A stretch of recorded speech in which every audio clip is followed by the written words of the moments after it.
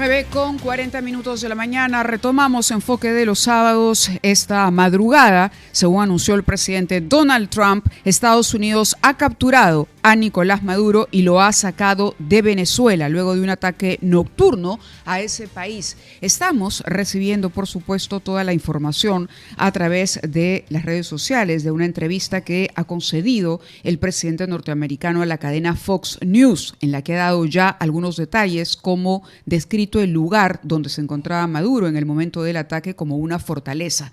Nosotros aquí en los estudios de RPP y a través de nuestra multiplataforma vamos a entrevistar al exdirector del Centro Carter en nuestro país, de nacionalidad venezolana, Luis Fernando Núñez. Luis Fernando, muy buenos días. Gracias por acompañarnos esta mañana. Muchas gracias por la entrevista. No, al contrario. ¿Qué le espera a Venezuela? ¿Qué es lo que sigue? ¿Podemos decir que el chavismo ha caído, que se cierra un capítulo con la intervención norteamericana? Mira, lo primero que quisiera es felicitar al ex canciller González Olechea porque te dio una explicación realmente pedagógica por su experiencia internacional como canciller del proceso venezolano. Y creo que esa es la palabra para contestar a tu pregunta. Esto es un proceso irreversible. Esto no va a pasar cuando se le dio el golpe de Estado a Chávez, que a los 2 días volvió. Esto es un proceso irreversible con una intervención, como dijo el ex canciller, de tipo quirúrgico. Eso es entrar, agarrar el cáncer o la bacteria y sacarla. Todavía quedan varias bacterias. La vicepresidenta, que en este momento parece que está en Rusia y que supongo no va a volver, porque si vuelve ya sabe lo que le espera. Bueno, justamente quería preguntarle por la situación de la vicepresidenta y quién asumiría en el lapso de las próximas horas, si cabe, el gobierno en Venezuela, quién está a cargo de ese país en este momento. Pero quería también compartir con nuestros oyentes el pronunciamiento del alcalde de Lima a través de su cuenta en X. El señor Reyardo ha puesto lo siguiente: cayó Maduro, es momento de recuperar Venezuela. Como alcalde de Lima y ciudadano latinoamericano, recibo con expectativa este momento histórico y expreso mi solidaridad con el pueblo venezolano, valiente y resiliente, que ahora merece vivir en democracia y paz. ¿Va a vivir Venezuela a partir de hoy en democracia y paz? Es la pregunta. Todavía no. Es parte de ese proceso que estamos hablando. Tenemos un poder del narcotráfico y del soborno a una cantidad de funcionarios en los poderes del Estado, incluyendo el Jurado Nacional de Elecciones de Venezuela, que tienen que caer para realmente tener un aparato libre, con principios democráticos en toda su intención y extensión, devolverle la soberanía a un país secuestrado. Yo he escuchado en la madrugada muchas entrevistas en RPP también, que fue el primer medio al que declaré como a las 3:15 de la mañana, de alguna gente que empieza a invocar los derechos de Maduro, los derechos humanos de Maduro. Yo me pregunto, ¿y dónde estaba esa gente cuando se robaron las elecciones? ¿Tenían amnesia o eran cómplices del sistema? Hay que recordar eso. Yo creo que Maduro va a tener unas garantías para un proceso en la Corte de Nueva York, que es donde comienza su calvario, porque recuerda que del otro lado del charco está la Corte Penal Internacional, que tiene un fajo más grande de acusaciones. Pero esto es parte de un proceso. Habrá chavistas que van a tener ganas de quedarse porque llevan, creo que son 3,5 millones de funcionarios públicos. La mitad por lo menos van a caer porque no son funcionarios de carrera, sino funcionarios políticos puestos a dedo. Van a tratar de rechazar esa situación, pero esto es un proceso irreversible. Claro, lo que me pregunto es lo que viene enseguida. Le preguntaban a Trump en Fox News sobre lo que va a ocurrir y él dijo, vamos a ver si Machado liderará. Es decir, tampoco ofreció una respuesta contundente. Ahora mismo tienen una vicepresidente, pero como sabemos, la vicepresidenta se encuentra en Rusia. ¿Regresará la vicepresidente? Yo pienso que no. Yo pienso que en la línea de sucesión de esta, por supuesto, constitución hecha a la medida del chavismo y del madurismo, se supone que el tercero a bordo sería, qué casualidad, su hermano, presidente de la Asamblea, que hasta ahora no se ha pronunciado, Jorge Rodríguez el malo, porque ustedes acá tienen a un Jorge Rodríguez el bueno en RPP.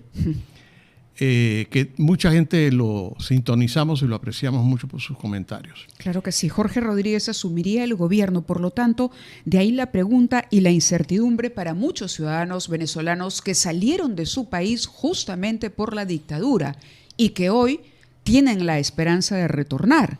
Pero lo que no saben es cómo encontrarán a ese país y en manos de quién.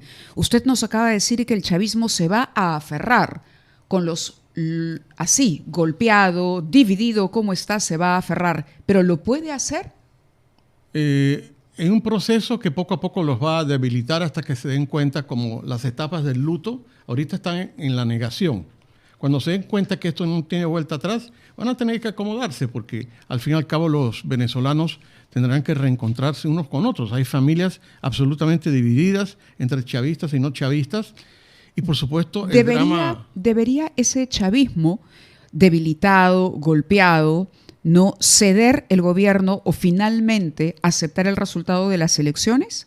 Debería. Que ganó Edmundo González Urrutia, eso es lo que debería ocurrir. Debería. ¿Y a qué organismo particularmente en Venezuela? Porque los organismos electorales también estaban tomados o están tomados por el chavismo. ¿Cómo se produce ese periodo de transición? ¿Quién lo dirige? Yo pienso que va a volver Edmundo González y María Corina al país y que esos organismos van a caer por su propio peso. Recordemos que las actas originales de la elección robada están depositadas en el Banco Central de Panamá. Esa es la prueba de los resultados mesa por mesa, que por cierto, hasta en la mesa que ganó Maduro, o sea que votó Maduro, él perdió la elección. Esto es parte de estos, digamos, yo creo que no puedo hablar de meses, sino de semanas muy complicadas, donde poco a poco, como se ha dado en otros países, se va a sustituir una administración por otra. Va a pasar ahora en Chile, a partir del 12 de marzo. La administración Boric va a caer y va a asumir el otro en un proceso. Después de leer lo que también por su parte han dicho Boric, el presidente colombiano, Petro, México, la Cancillería mexicana ha condenado y ha rechazado enérgicamente las acciones militares ejecutadas, dice, unilateralmente de Estados Unidos en Venezuela en clara violación del artículo 2 de la Carta de la Organización de las Naciones Unidas. ¿Qué es lo que le esperaría a un eventual gobierno de Edmundo González y María Corina Machado en la comunidad internacional? ¿De qué manera restablecerían o se paran frente a la comunidad internacional ellos asumiendo el poder? Si es que eso ocurre en el corto plazo. Claro, primero con la frente en alto por haber ganado unas elecciones legítimas que les fue arrebatada, así que no tienen por qué bajar la cabeza.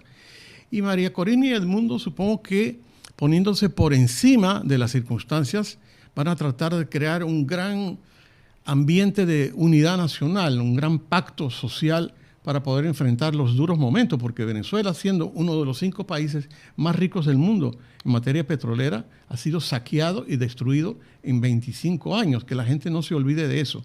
No, claro. ¿Cuál es el país que encontrarían quienes asuman el gobierno ahora en Venezuela? Un caos total, un absoluto caos. Un país absolutamente saqueado en sus fuerzas, digamos, de la burocracia de los ministerios y de los organismos descentralizados.